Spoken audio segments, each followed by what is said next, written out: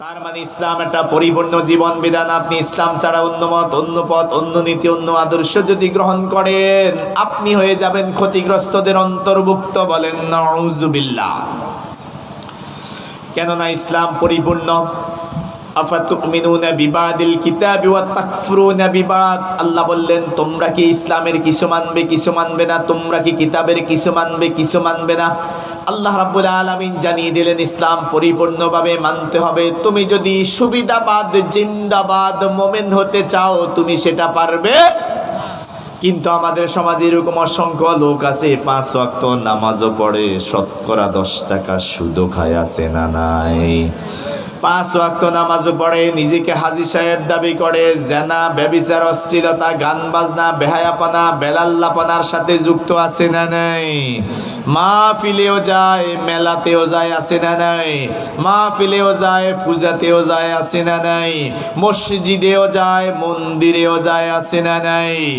শুধু তাই নয়, মাহফিলেও আসে, মসজিদেও আসে, আবার মাজারেও যায়, আছে না নাই?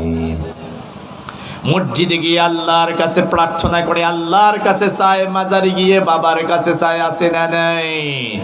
এই লোকগুলা কোশ্চেন কালেও মুমিন হতে পারবে না, বরং তারা হয়ে যাবে মুনাফিক। বলেন নাউযুবিল্লাহ। কেননা রব্বুল আলামিন জানিয়ে দিলেন, ইয়া আইয়ুহাল্লাযীনা আমানু উদখুলু ফিস-সিলমি কাফা ولا تتبعوا خطوات الشيطان إنه لكم عدو مبين يا أيها الذين آمنوا ادخلوا في السلم كافة। ওহে পৃথিবীর মুমিনেরা, তোমরা শোনো শোনো, উদখুলু ফিস সিলমি কাফা, তোমরা ইসলামে পরিপূর্ণভাবে প্রবেশ করো। ওয়ালা তাত্তাবিউ খুতুওয়াতিশ শাইতান, আর শয়তানের পদাঙ্ক তোমরা অনুসরণ করো না। ইন্নাহু লাকুম আদুউম মুবিন, কেননা শয়তান হচ্ছে তোমাদের প্রকাশ্য শত্রু। বলেন নাউযুবিল্লাহ। শয়তান কত ডেঞ্জারাস! শয়তান শুধু খুঁটা লাড়িয়ে দেয়, বাকি কাজটুকু মানুষ শয়তানি করে। যেমন একটা ঘটনা বলি।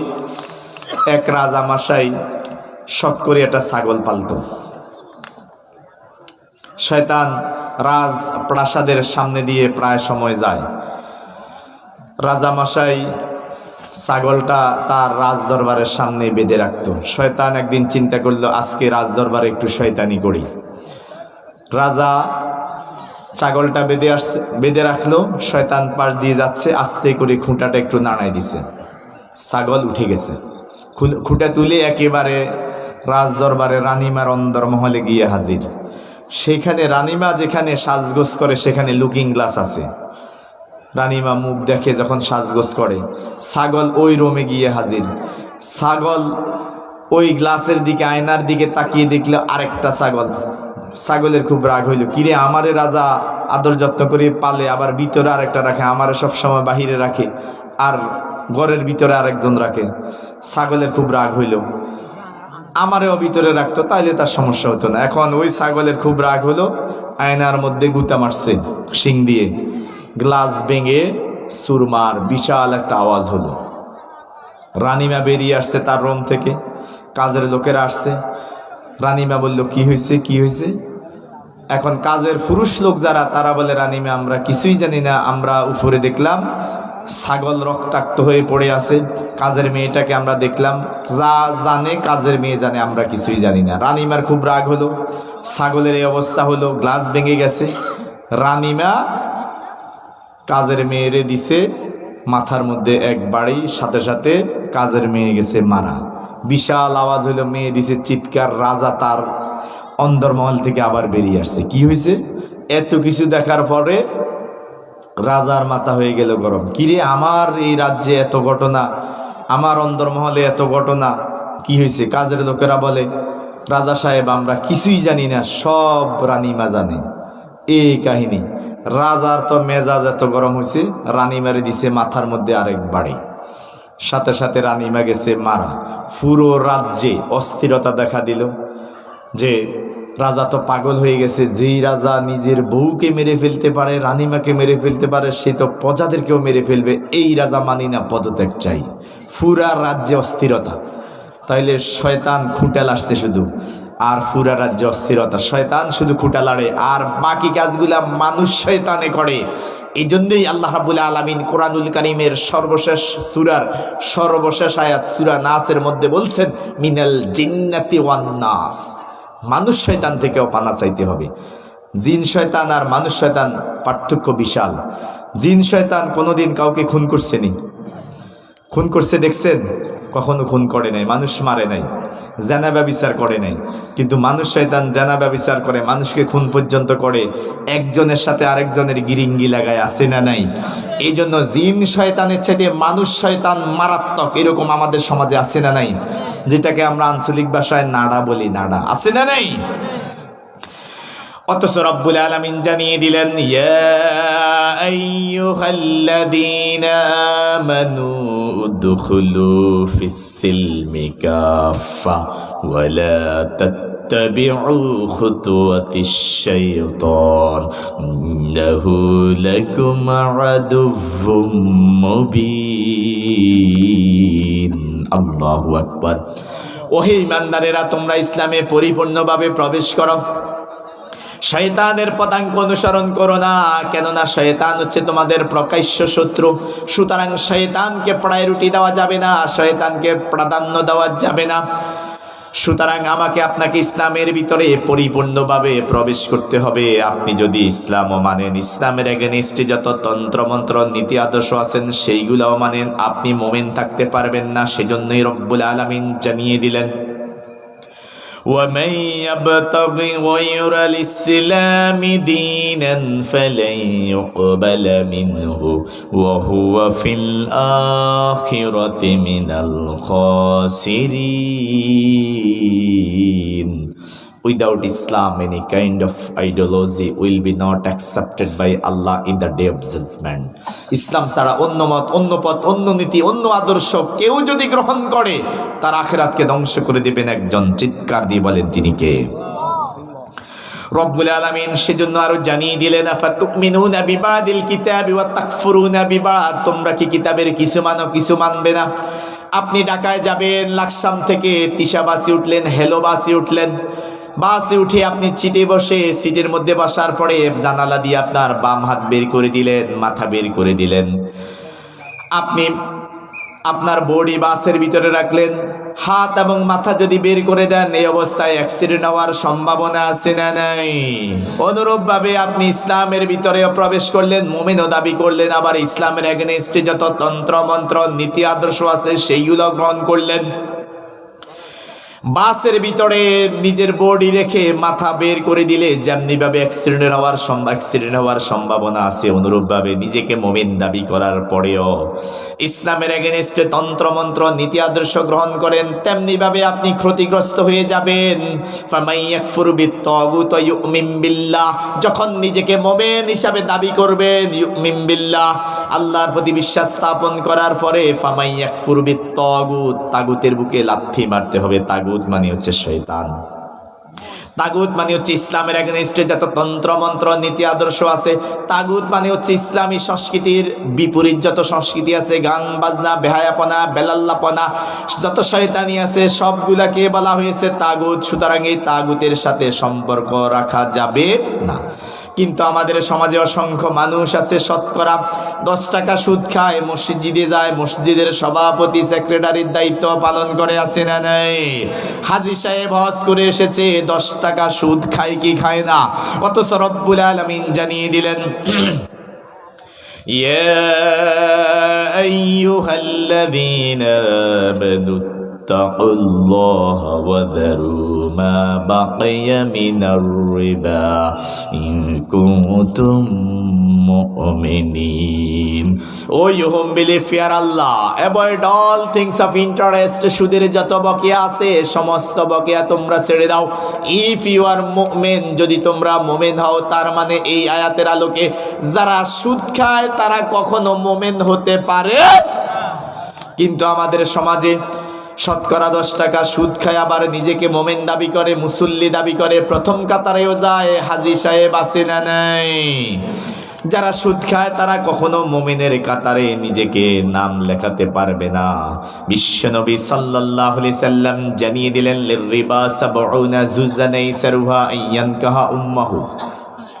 সুদের ৭০টারও বেশি গুনাহ রয়েছে, তার ভিতরে সর্বোত্তম গুনাহ হচ্ছে আল্লাহ এবং তার রাসূলের সাথে যুদ্ধ ঘোষণা করা। যে ব্যক্তি আল্লাহ এবং তার রাসূলের সাথে যুদ্ধ ঘোষণা করবে সে কখনো মুমিন থাকতে পারে না, সে সীমা লঙ্ঘনকারী, সেই পৃষ্ঠ প্রদর্শনকারী, ঠিক কিনা? এই জন্য রাসূল করিম সাল্লাল্লাহু আলাইহি সাল্লাম জানিয়ে দিলেন, সুদের সর্বোচ্চ স্তর হচ্ছে আল্লাহ এবং রাসূলের সাথে যুদ্ধ করা, সর্বনিম্ন স্তর হচ্ছে মায়ের সাথে জেনা করা। বলেন নাউজুবিল্লাহ। কি রকম জেনা? কেউ যদি 1 টাকা সুদের খায় 36 বার মায়ের সাথে জেনা করলে যেই গুনাহ সমপরিমাণ গুনাহ দিবেন একজন, তিনি কে? আরেক হাদিসে রাসূল জানিয়ে দিলেন, যে ব্যক্তি 1 টাকা সুদ খাবে সে মায়ের সাথে 42 বার জেনা করলে যেই গুনাহ সমপরিমাণ গুনাহ দিবেন একজন, তিনি কে?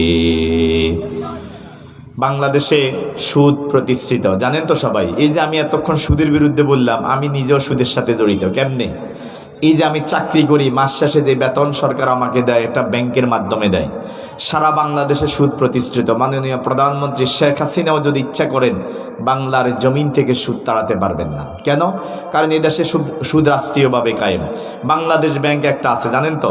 বাংলাদেশ ব্যাংক, অন্যান্য যত ব্যাংক আছে, বাংলাদেশে অসংখ্য ব্যাংক আছে, প্রত্যেকটা ব্যাংক এই বাংলাদেশ ব্যাংকের নিয়ম কানুন অনুযায়ী পরিচালিত হয়। এখন বাংলাদেশ ব্যাংকে সুদ আছে না নাই? যারা ইসলামী ব্যাংক পরিচালনা করেন সেখানেও সুদ আছে, তবে মন্দের ভালো। সেটা কীরকম? সাধারণত গ্রাহকদের সাথে তারা লেনদেন করার সময় সুদ মুক্ত রাখে। আপনি যদি নিষেধ করেন যে আমি এই সুদটা নেব না, এটা বাদ দেন, এটা বাদ দেওয়ার সিস্টেম আছে। তবে ইসলামী ব্যাংক নাম দিলেও সেখানে সুদ আছে না নাই? যেহেতু বাংলাদেশ ব্যাংক এই ব্যাংকগুলা পরিচালনা করে, বাংলাদেশ ব্যাংকের আদলের বাহিরে তারা গিয়ে ব্যাংক পরিচালনা করার সুযোগ নেই। সুতরাং বাংলাদেশের মধ্যে রাষ্ট্রীয়ভাবে সুদ কায়েম, যেহেতু বাংলাদেশ ব্যাংকে সুদ আছে। আর বাংলাদেশ ব্যাংক পরিচালনা করে বিশ্ব ব্যাংক। বিশ্ব ব্যাংক সারা পৃথিবীর রাষ্ট্রের কেন্দ্রীয় ব্যাংকগুলো নিয়ন্ত্রণ করে। তার মানে সুদের গোড়া বাংলাদেশে না, কোথায়? বিশ্ব ব্যাংকে। এখন বিশ্ব ব্যাংকের পাওয়ার কি মাননীয় প্রধানমন্ত্রী শেখ হাসিনার হাতে? উনি এটা ইচ্ছা করলে, ওনার বাবাও ইচ্ছা করলে সেটা পারবেন না। সেটা নিয়মের কারণে, সিস্টেমের কারণেই পারবেন না। তাহলে কি করতে হবে? এই যে এতক্ষণ সুদের বিরুদ্ধে বললাম, রাষ্ট্রীয়ভাবে যেহেতু সুদ কায়েম, এটা আমি আপনি চেষ্টা করলেও হবে না। যেমন আমাকে যে মাস শেষে সরকার বেতন দেয়, আমি যদি বলি ব্যাংকে সুদ, আমি ব্যাংকের মাধ্যমে বেতন নেব না, আমাকে হাতে হাতে দেন, সবাই আমারে পাগল বলবে। কেননা এটা রাষ্ট্রীয় আইনের বিরোধী, সিস্টেমলেস। তাহলে কি করতে হবে? আমাকে আপনাকে ব্যক্তিগত সুদ থেকে বেঁচে থাকতে হবে।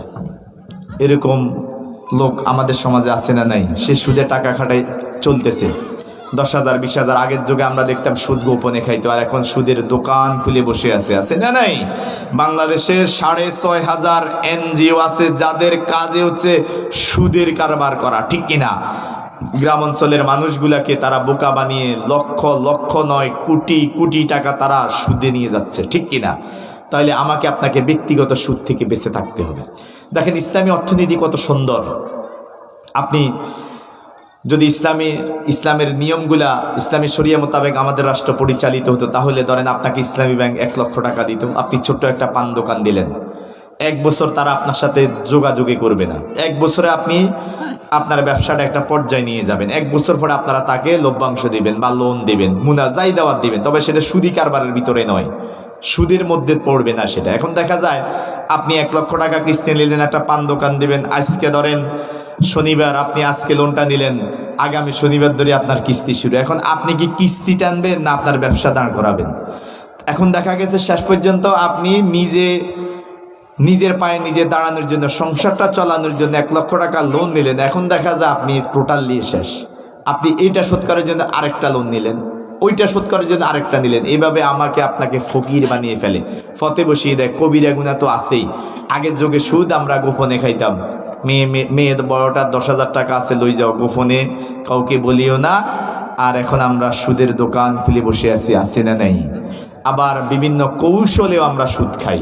যেমন একটা বাস্তব ঘটনা আমি প্রায় সময় বলি, 1 লোক ব্যাংকে টাকা রাখছে, কিন্তু 5 ওয়াক্ত নামাজ মসজিদে পড়ে, একেবারে এশার নামাজ পড়ে যায়, মসজিদে আল্লাহ বিল্লাহ করে, আল্লাহর ওলি মানুষ, একদিন একজনে প্রশ্ন করলো যে মুরব্বী, আপনি যে সবসময় মসজিদে থাকেন, আপনার সংসার কেমনে চলে? চলে, ব্যাংকে টাকা আছে। কোত্থেকে আসছে টাকা? 30 লক্ষ টাকার জমি বিক্রি করে ব্যাংকে রেখে দিয়েছি, সেখান থেকে সুদ আছে, মাস শেষে আমি সেই সুদ দিয়ে আমার সংসার চালাই। আপনি যে সুদ খান আবার নামাজও পড়েন, আপনার কি গুনাহ হয় না? না, গুনাহ আমার হয় না, কারণ টাকাটা তো আমি আমার বউয়ের নামে রেখেছি। বলেন নাউজুবিল্লাহ। কত বড় শয়তান! এইভাবে কৌশলে আমরা আজকে এই নিকৃষ্ট কাজটুকু করতেছি। সুতরাং ব্যক্তিগতভাবে সুদ থেকে দূরে থাকবেন। আজকে সুদের কারণে আমাদের সমাজ একেবারে ধ্বংসের দ্বার প্রান্তে। অসংখ্য পরিবার এলাকা ছাড়া হয়ে গেছে, ঠিক কিনা? ঋণের কবলে তারা এতটাই নির্যাতিত, তারা এলাকায় টিকতে পারতেছে না, কঠিন অবস্থা। তাহলে দেখেন, ইসলামী শরিয়া মোতাবেক যদি রাষ্ট্র পরিচালিত হতো, কিংবা ইসলামী অর্থনীতি যদি আমাদের সমাজে প্রচলিত থাকতো, তাহলে এই দুর্দশা মানুষের হতো না। আপনি লোন নিতেন 1 লাখ 2 লক্ষ টাকা, আপনি ব্যবসা শুরু করতেন, ব্যবসাটা একটা পর্যায়ে গেলে এরপর আপনি কিস্তি দিতেন, লভ্যাংশ দিতেন, যা দেওয়ার দিতেন। কিন্তু এখন আপনি আজকে নিলেন লোন, আপনার কালকে থেকে কিস্তি শুরু, আপনার তো হুঁশে থাকবে না, ঠিক কিনা? অথচ রব্বুল আলামিন জানিয়ে দিলেন, আল্লাযীনা ইম্মাক্কান্নাহুম ফিল আরদি ওয়া আকামুস সালাহ ওয়া আতাউজ যাকাহ ওয়া আমারু বিল মা'রুফি ওয়া নাহাউ আনিল মুনকার ওয়া লিল্লাহি আকিবাতুল উমুর। রব্বুল আলামিন জানিয়ে দিলেন, এই রাষ্ট্র থেকে কারা সুদ বিতাড়িত করবে, কাদের দায়িত্ব? সুদমুক্ত অর্থ ব্যবস্থা কারা চালু করবে? আল্লাযীনা ইম্মাক্কান্নাহুম ফিল আরদি, পৃথিবীর জমিনে আমি রব্বুল আলামিন যাদেরকে রাষ্ট্রীয় ক্ষমতা দেব, যাদেরকে প্রধানমন্ত্রী বানাবো, প্রেসিডেন্ট বানাবো, যাদেরকে এমপি বানাবো, চেয়ারম্যান বানাবো, আমি রব্বুল আলামিন তাদের সর্বপ্রথম 4টা দায়িত্ব দিয়ে দিয়েছি। আল্লাযীনা ইম্মাক্কান্নাহুম ফিল আরদি ওয়া আকামুস সালাহ। 1 নম্বর দায়িত্ব, রাষ্ট্রের মধ্যে তারা নামাজ প্রতিষ্ঠা করবে। 2 নম্বর দায়িত্ব হচ্ছে তারা সুদমুক্ত অর্থনীতি, সমাজের মধ্যে সুদমুক্ত অর্থনীতি চালু করবে, তথা ইসলামী অর্থনীতি দিয়ে রাষ্ট্র পরিচালিত হবে। এরপরে তারা দেশের মধ্যে সৎ কাজের আদেশ দিবে, অসৎ কাজ থেকে মানুষদেরকে বিরত রাখবে। অথচ এই কাজের ধারে কাছেও তারা নাই, ঠিক কিনা? রাষ্ট্রের 4টা দায়িত্ব, রাষ্ট্রপ্রধান যিনি হবেন। কিন্তু আমাদের দেশ ইসলামী রাষ্ট্র পরিচালিত, ইসলাম মোতাবেক রাষ্ট্র পরিচালিত না হওয়ার কারণে, প্রচলিত রাজনীতি এবং মানবরচিত সংবিধানের কারণে আজকে এই সুবিধা থেকে আমরা বঞ্চিত। যদি আমাদের এই রাষ্ট্র কোরআনুল কারীমের আলোকে পরিচালিত হতো, ইসলামী শরীয়ত মোতাবেক পরিচালিত হতো, তাহলে আজকে মানুষ এতটা সুদের কারণে মানুষ এতটা ক্ষতিগ্রস্ত হতো না। গ্রামীণ ব্যাংক সুদের এক কঠিন আস্তানা, ঠিক কিনা? এরপরে অসংখ্য এনজিও, এগুলো আজকে তারা ওই যে গরিবের মাথায় আজকে তারা সেই কঠিন অবস্থা। আল্লাহ আমাদের সঠিক বুঝ দান করুক, জোর বলে আমিন। আজকে সুদের কারণে কর্জে হাসানা নামক এত সুন্দর একটা ইবাদত আমাদের সমাজ থেকে উঠে গেছে। সুদের কারণে এখন আমি চিন্তা করতেছি, আমি তো ইসলাম বুঝি না, ধর্মকর্ম বুঝি না, সেজন্য আমি মনে করি মানি বিগার্স মানি, আমি সুদে টাকা দিলাম আমার টাকা আসবে, সমস্যা কি? কিন্তু আপনি বাহ্যিকভাবে যদি মনে করেন যে আপনার টাকা তো আসতেছে, কিন্তু না, আপনার যারা সুদি কারবার করে একসময় তারা নিঃস্ব হয়ে যায়। আপনি চোখটা বন্ধ করে আপনার সমাজের দিকে তাকান, আপনি দেখতে পাবেন আল্লাহ বলছে, ইয়ামহাকুল্লাহুর রিবা ওয়া ইয়ারবিস সাদাকাত, সুদ সম্পদ ধ্বংস করে, আর সাদাকা দান সদকা মানুষের সম্পদকে বৃদ্ধি করে। বলেন আলহামদুলিল্লাহ। তাহলে আমি আপনি নিজেকে যদি মোমেন দাবি করি, আবার শতকরা 10 টাকা সুদও খাই, আমি আপনি মোমেন নয়। সেজন্য ইসলামের ভিতরে পরিপূর্ণভাবে প্রবেশ করতে হবে। যদি আপনি ইসলামও মানেন, ইসলামের এগেইনস্টে যত মন্ত্রতন্ত্র নীতি আদর্শ আছে সেটাও মানলেন, মাহফিলেও গেলে মাহফিলের মধ্যে গিয়ে মাহফিল শুনলেন, আবার আপনি গানের আসরে গিয়ে গান শুনলেন, তাহলে আপনি মোমেন হতে পারলেন না, আপনি হয়ে যাবেন ক্ষতিগ্রস্ত। সেজন্য রব্বুল আলামিন জানিয়ে দিলেন, وَمَن يَبْتَغِي غَيْرَ الْإِسْلَامِ دِينًا فَلَن يُقْبَلَ مِنْهُ وَهُوَ فِي الْآخِرَةِ مِنَ الْخَاسِرِينَ।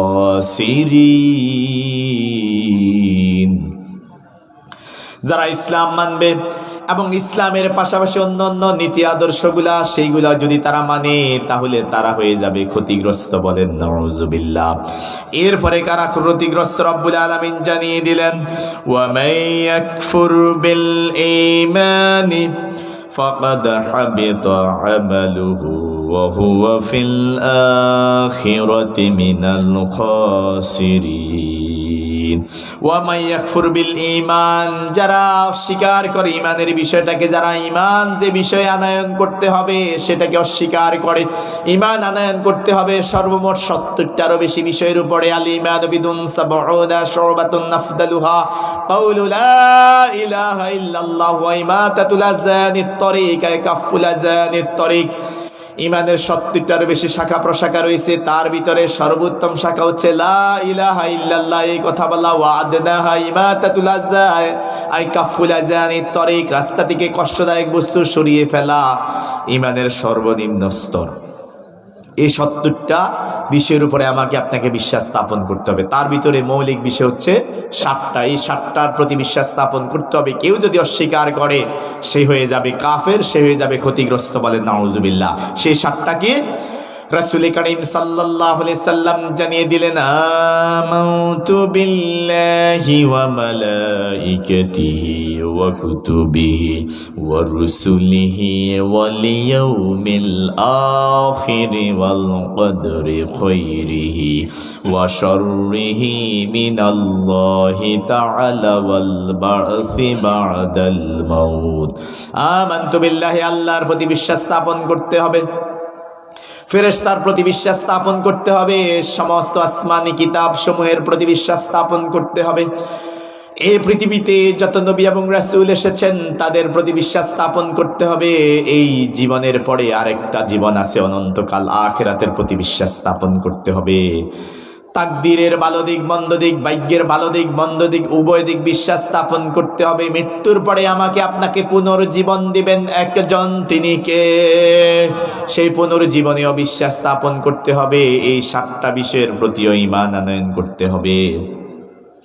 কেউ যদি 6টা বিষয়ের উপরে ঈমান আনে, একটা বিষয়ের উপরে ঈমান আনে নাই, অথবা একটা বিষয়কে সে অস্বীকার করেছে, সে হয়ে যাবে কাফের। আর কাফের যে হয়ে যাবে সে হয়ে যাবে ক্ষতিগ্রস্ত। সেই জন্য রব্বুল আলামিন জানিয়ে দিলেন, ওয়া মান ইয়াকফুর বিল ঈমানি ফাকাদ হাবিতা আমালুহু ওয়া হুয়া ফিল আখিরাতি মিনাল খাসিরিন।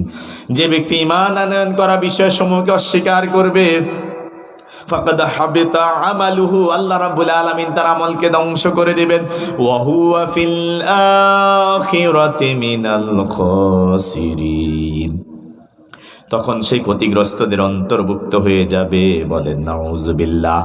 এরপরে কারা ক্ষতিগ্রস্ত রব্বুল আলামিন আরো জানিয়ে দিলেন, ফাতাওয়াআত লাহু নাফসুহু ক্বাতলা আখিহি ফাকাতালাহু ফাআসবাহা মিনাল খাসিরিন।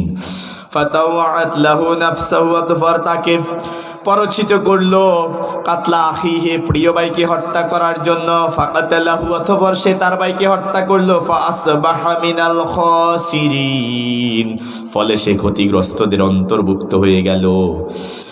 আল্লাহ রাব্বুল আলামিন এই পৃথিবীতে সর্বপ্রথম সৃষ্টি করলেন আদম আলাইহিস সালাতু ওয়াস সালামকে এবং তার স্ত্রী হাওয়াকে। আদম এবং হাওয়াকে সৃষ্টি করার পরে তাদেরকে আল্লাহ রাব্বুল আলামিন জান্নাতে থাকতে দিলেন। এরপরে দুনিয়াতে তারা চলে আসলেন। তাদের জোড়ায় জোড়ায় সন্তান হতো, ছেলে একটা মেয়ে একটা, এভাবে জোড় ভেঙে ভেঙে বিয়ে দেওয়া হতো। আদম আলাইহিস সালাতু ওয়াস সালাম, ওনার আমলে যে সিস্টেম ছিল, বর্তমানে ভাই বোনকে বিবাহ করা হারাম, কিন্তু আদম আলাইহিস সালাতু ওয়াস সালামের শরীয়তে এমন ছিল না। ভাই বোনকে, বোন ভাইকে বিবাহ করতে পারত। ছেলে একটা মেয়ে একটা, একসাথে দুইজন করে হতো, জোড় ভেঙে ভেঙে বিয়ে দিত নিয়ম অনুযায়ী। হাবিল এবং কাবিল, হাবিল বিয়ে করার কথা ছিল আকলিমাকে, আকলিমা ছিল সুন্দরী, কিন্তু কাবিল সেটা মানে নাই। কাবিলের সিদ্ধান্ত, আমি আকলিমাকে বিবাহ করব। কিন্তু আল্লাহ রাব্বুল আলামিনের নিয়ম অনুযায়ী, সিদ্ধান্ত অনুযায়ী হাবিল আকলিমাকে বিয়ে করতে হবে, কিন্তু কাবিল সেটা মানে নাই। না মানার পরিপ্রেক্ষিতে আল্লাহ রাব্বুল আলামিনের পক্ষ থেকে সিদ্ধান্ত হয়ে গেল, তোমাদেরকে কোরবানি দিতে হবে। কোরবানি আদম আলাইহিস সালাতু ওয়াস সালাম থেকেই মূলত শুরু, কিন্তু তখনের কোরবানি ছিল অন্যরকম। যেমন কোনো প্রিয় বস্তু যদি পাহাড়ের পাদদেশে রেখে আসে, সেটা যদি আল্লাহর পক্ষ থেকে আগুন এসে জ্বালিয়ে দেয়, তাহলে বুঝতে হবে তার কোরবানিকে কবুল করলেন একজন, তিনি কে। নিয়ম অনুযায়ী হাবিল এবং কাবিল তারা তাদের গুরুত্বপূর্ণ জিনিসগুলা সেখানে রেখে আসলেন। তারা কেউ চাষি ছিল, কেউ কৃষক ছিল, খামার করতো, তারা তাদের সেই প্রিয় জিনিসগুলা সেখানে রেখে আসলো। কিন্তু হাবিলের পক্ষ থেকে যেগুলা রেখে এসেছিল সেইগুলা আল্লাহর পক্ষ থেকে জ্বালিয়ে আল্লাহ রাব্বুল আলামিন তার কোরবানিকে কবুল করলেন। যেটাকে জ্বালিয়ে নেবে বুঝতে হবে তার কোরবানি কবুল হয়েছে, আর যেটাকে আল্লাহ জ্বালিয়ে দেয় নাই বুঝতে হবে তার কোরবানি কবুল হয় নাই। হাবিলের কোরবানি কবুল করলেন রব্বুল আলামিন, কিন্তু কাবিলের কোরবানি কবুল করলেন না। তখন নিয়ম অনুযায়ী হাবিলে আকলিমাকে বিবাহ করার কথা, কিন্তু কাবিল সেটা মানলেন না। না মানার পরিপ্রেক্ষিতে তার ভিতরে শয়তানি বুদ্ধি আসলো। তখন রব্বুল আলামিন সেজন্যই বললেন ফাতাওয়াআত লাহু নাফসাহু, তার শিওয়াত্তা তাকে পরচিত করলে, ধোকায় ফেলে দিল। কাতলা আখিহে, তার প্রিয় ভাইকে সে যখন আকলিমাকে পেল না, সে সিদ্ধান্ত নিল আমি আমার ভাই হাবিলকে হত্যা করে ফেলবো। ফাকাতালাহু, অতঃপর সে তার ভাইকে হত্যা করেই ফেলল। ফাসবাহা মিনাল খাসিরিন, তখন সে ক্ষতিগ্রস্তদের অন্তর্ভুক্ত হয়ে গেল। বলেন নাউজুবিল্লাহ। এভাবে কেউ যদি দুনিয়ার জীবনে সীমা লঙ্ঘন করে, পৃষ্ঠ প্রদর্শন করে, আল্লাহর দেওয়া বিধান যদি কেউ প্রত্যাখ্যান করে, লোভ লালসা করে, তারাও এভাবে ক্ষতিগ্রস্ত হয়ে যাবেন। বলেন নাউজুবিল্লাহ। এরপরে কারা ক্ষতিগ্রস্ত রব্বুল আলামিন জানিয়ে দিলেন, ওয়া নুনাজ্জিলু মিনাল কুরআনি মা হুয়া শিফাউ ওয়া রাহমাতুল লিল মুমিনিনা ওয়া লা ইয়াজিদুজ জালিমিনা ইল্লা খাসারা।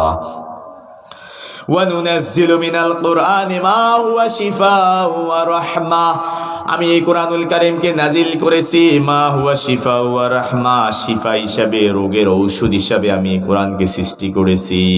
ওয়া রাহমা, এবং রহমত হিসাবেও সৃষ্টি করলেন। কাদের জন্য সৃষ্টি করলেন? লিল মুমিনিনা, মুমিনদের জন্য এই কোরআনকে আমি শিফা স্বরূপ এবং রহমত স্বরূপ নাজিল করেছি। ওয়ালা ইয়াজিদুজ জালিমিনা ইল্লা খাসারা, যারা জালেম সম্প্রদায় কোরআন নিয়ে বাড়াবাড়ি করবে, এটা তাদের জন্য ক্ষতি ছাড়া আর কিছুই হতে পারে